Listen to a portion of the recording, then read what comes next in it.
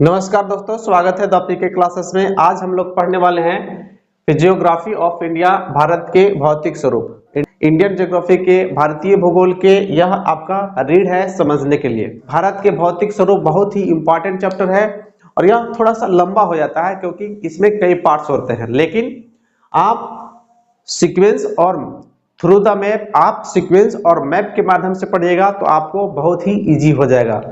तो मैं यह चैप्टर भारत के भौतिक स्वरूप आपको थ्रू द मैप और सीक्वेंस के अनुसार पढ़ाऊंगा, स्टेप बाय स्टेप पढ़ाऊंगा ताकि आपको समझ में आ जाए। तो चलिए स्टार्ट करते हैं भारत के भौतिक स्वरूप। देखिए, भारत जो है विविधताओं का देश है। भारत का क्षेत्रफल लगभग 32.8 लाख वर्ग किलोमीटर है, यानी इसका क्षेत्रफल बहुत लंबा चौड़ा है।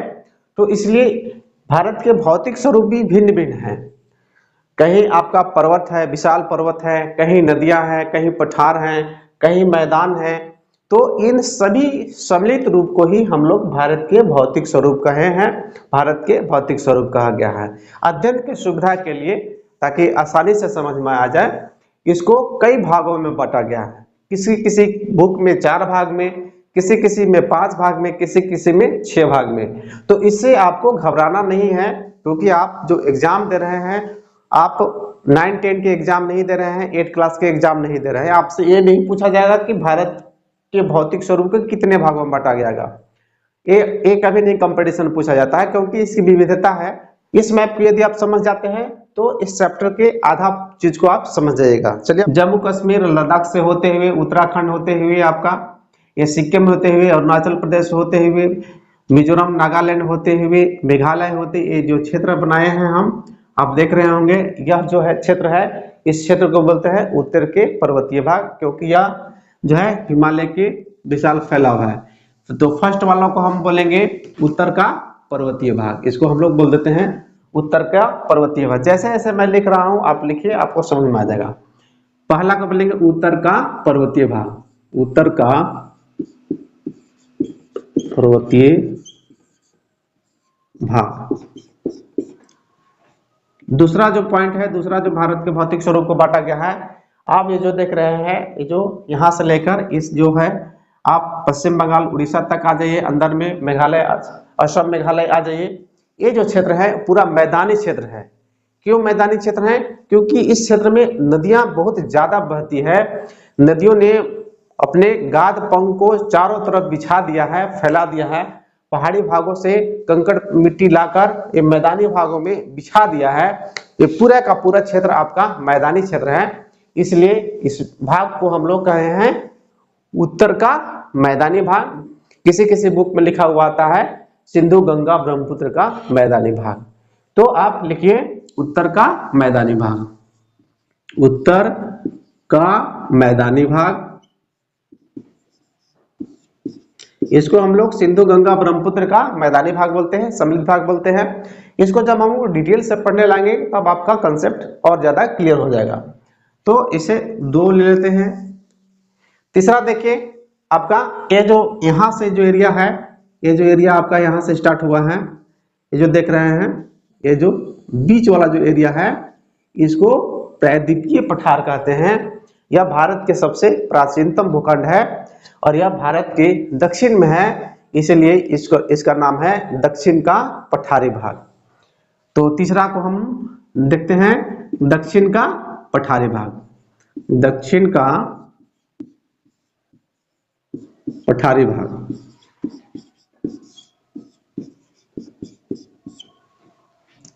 थ्री पॉइंट को हम लोग नोट कर लिए, दक्षिण का पठारी भाग। चौथा आप जो देख रहे हैं, ये जो क्षेत्र आप देख रहे हैं, यहां से लेकर ये जो है, ये जो क्षेत्र है, जितना भी ये क्षेत्र है, ये मरुस्थलीय भाग है। ये राजस्थान में ज्यादातर इसका विस्तार है। इस क्षेत्र को हम मरुस्थलीय भाग के नाम से जानते हैं। सभी को पार्ट बाय पार्ट हम लोग पढ़ेंगे। आप सिर्फ भारत के मानचित्र को जान दीजिए कि ये कौन सा कहाँ है। तो इसको हम लोग भारत के मरुस्थलीय भाग बोलते हैं, इसको मरुस्थलीय भाग बोलते हैं। ठीक है। वो पांचवा है आपका, जो आप जो देख रहे होंगे, गुजरात से लेके पूरे रेड रेड जो हम बनाए हुए हैं, रेड जहां तक है वह है तटीय भाग। तटीय भाग कहने का मतलब हुआ समुद्र के किनारे किनारे समतल मैदान है, समतल स्थल है, इसे हम लोग तटीय भाग के नाम से जानते हैं। तो मेरा पांचवा जो हो गया वो तटीय भाग हो गया, तटीय भाग। छठा जो हम लोगों ने बांटा है, छठा जो हमने बांटा है, आप देख रहे होंगे अंडमान निकोबार द्वीप समूह है, ये लक्षद्वीप समूह है। तो इस छठा भाग को हमने कहा कि द्वीप समूह।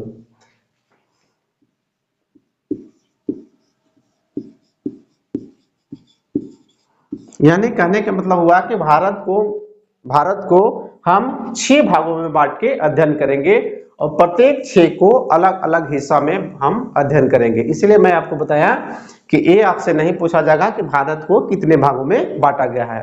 ये आपसे जरूर पूछा जाएगा कि उत्तर भारत का मैदानी का विस्तार कहां से कहां तक है, किन किन क्षेत्रों में फैला हुआ है, इसकी क्या विशेषता है, ये सभी पूछे जाएंगे। अब हम एक एक करके हम आसानी से इसको समझने का प्रयास करते हैं। तो पहला जो टॉपिक आपका हो गया उत्तर का पर्वतीय भाग। आप हेडिंग दीजिए उत्तर के पर्वतीय भाग।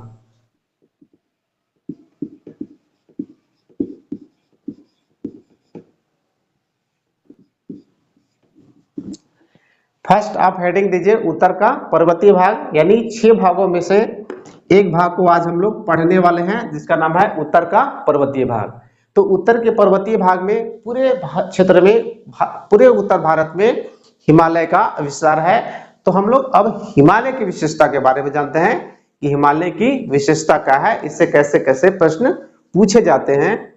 तो सबसे पहले आप जानिए कि हिमालय जो है, हिमालय भारत के उत्तरी सीमा पर एक विशाल पर्वत श्रृंखला है जो हिमालय के नाम से जाना जाता है। भारत के, आप पॉइंट को लिखेंगे कि भारत के उत्तरी सीमा पर एक विशाल पर्वत श्रृंखला है जिसे हिमालय के नाम से जाना जाता है। दूसरा पॉइंट लिखेंगे, दूसरा पॉइंट आप देंगे कि हिमालय का विस्तार वेस्ट में जम्मू कश्मीर से लेके, वेस्ट करने का मतलब हुआ पश्चिम में, ये पूरब हो गया पश्चिम हो गया। हिमालय का विस्तार पश्चिम में जम्मू कश्मीर से लेकर पूरब में अरुणाचल प्रदेश मिजोरम तक है। वेस्ट में जम्मू एंड कश्मीर से लेकर पूरब में, ईस्ट में अरुणाचल प्रदेश और मिजोरम तक है। अरुणाचल प्रदेश और मिजोरम तक है, देख रहे हैं, अरुणाचल प्रदेश से देख रहे हैं और यहाँ मिजोरम तक ले है। तो आप वेस्ट में जम्मू कश्मीर से लेकर स्टार्ट जो भी हुआ है और अंतिम उसका छोर है अरुणाचल प्रदेश मिजोरम तक है। ठीक है, इससे पूछा जाता है कि हिमालय का विस्तार कहाँ कहाँ है, और आपको डीप में पढ़ना, और आपको आगे चल के सभी जगहों के हम पॉइंट करवाएंगे। सिर्फ आप इसका इंट्रोडक्शन समझिए, लेकिन आप जरूर इसे लिखना आपको जरूर है। अगला पॉइंट लिखिए कि हिमालय पूर्व पश्चिम में फैला विश्व के सबसे लंबा पर्वत श्रृंखला है। हिमालय जो है, हिमालय पूर्व पश्चिम में फैला विश्व के सबसे लंबा पर्वत श्रृंखला है। बड़ा पर्वत श्रृंखला नहीं है, ध्यान रखेंगे। और पूर्व पश्चिम में फैले हुए, उत्तर दक्षिण में नहीं, हिमालय पूर्व पश्चिम में फैले हुए विश्व के सबसे लंबा पर्वत श्रृंखला है। अब कितना लंबा है, इसकी लंबाई भी पूछ दिया जाता है कि कितना लंबा है। तो इसकी पश्चिम से पूर्व की लंबाई लगभग 2400 किलोमीटर है। 2400 किलोमीटर है, यानी हम यहाँ से लेके इसकी लंबाई को नापते हैं तो लगभग में 2400 किलोमीटर होता है। एक और आप ध्यान दे रहे होंगे, देखिए कि इस तरफ भाग चौड़ा है और इस तरफ भाग संकीर्ण हो गया है हिमालय। तो इस पॉइंट को हम लोग लिखेंगे कि हिमालय के पश्चिमी भाग चौड़ा है जबकि पूर्वी भाग संकीर्ण हो गया है। हिमालय के पश्चिमी भाग चौड़ा है लेकिन पूर्वी भाग संकीर्ण हो गया है। अगला पॉइंट जोड़िए, पूर्वी भाग संकीर्ण के कारण ज्यादा उठ गया है। ये देखिए, जब आप देखेंगे हिमालय के जो चोटियां हैं, हिमालय के माउंट एवरेस्ट जो हैं और बहुत सारे इसमें चोटियां हैं, तो हिमालय के जो चोटियां हैं, जितनी भी चोटी हैं, ऊंची ऊंची चोटियां हैं, वो सब पूर्वी भाग में है। तो हिमालय पूर्वी भाग में संकुचित हो गया है, लेकिन ऊपर ज्यादा उठा हुआ है। इसलिए इसमें क्वेश्चन पूछ दिए जाते हैं कि हिमालय के किस भाग में चौड़ाई ज्यादा है, हिमालय के किस भाग में ऊंचाई ज्यादा है? तो हिमालय के पूर्वी भाग में ऊंचाई ज्यादा है। हिमालय की, अब देखते हैं कि हिमालय की आकृति कैसी है। तो हिमालय की आकृति आप देख रहे हैं, इस तरह की आकृति है। हिमालय की आकृति देख रहे हैं, ऐसे है। तो हिमालय इसको धनुष की तरह है। हिमालय की आकृति कैसा है? धनुषाकार है। देख रहे हैं यहाँ पे इस तरह के है। तो हिमालय की आकृति, अगला लिखेंगे, इसकी आकृति कैसी है? आकृति कैसे है हिमालय के? तो हिमालय की आकृति जो है धनुषाकार है, चापाकार है। ठीक है।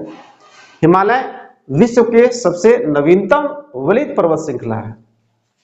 आपको हम पर्वत चैप्टर जब पढ़ाएंगे तब बताएंगे कि वलित पर्वत क्या होते हैं, भ्रंश पर्वत क्या होते हैं। लेकिन आप अभी इस कंसेप्ट को रखिए कि हिमालय जो है विश्व के सबसे नवीनतम और वलित पर्वत श्रृंखला है।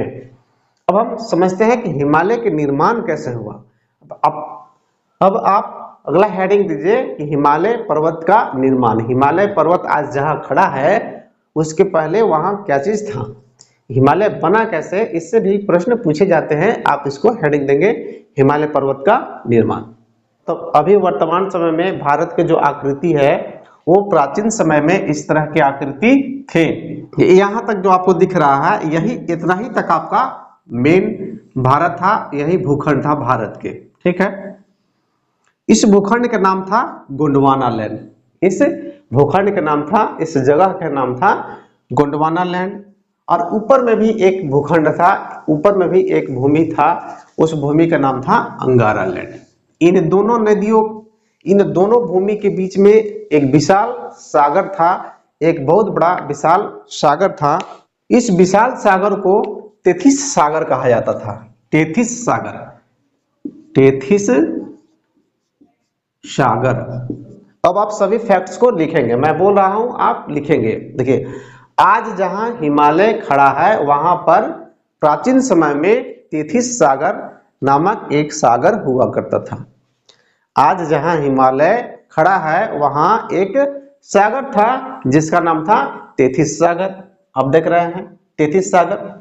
तेथिस सागर के उत्तर में जो भूमि था उस भूमि को अंगारा लैंड कहा जाता था, और दक्षिण में जो भूमि था, दक्षिण के जो भूमि था उसे गोंडवाना लैंड कहते थे।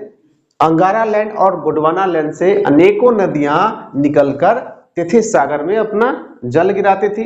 जैसे कि आप अभी सामान्य स्थिति में देखते हैं कि जो समुद्र है, जो सागर है, वो सभी तरफ से नदियां जाती है, उसमें जाकर जल गिरा देती है।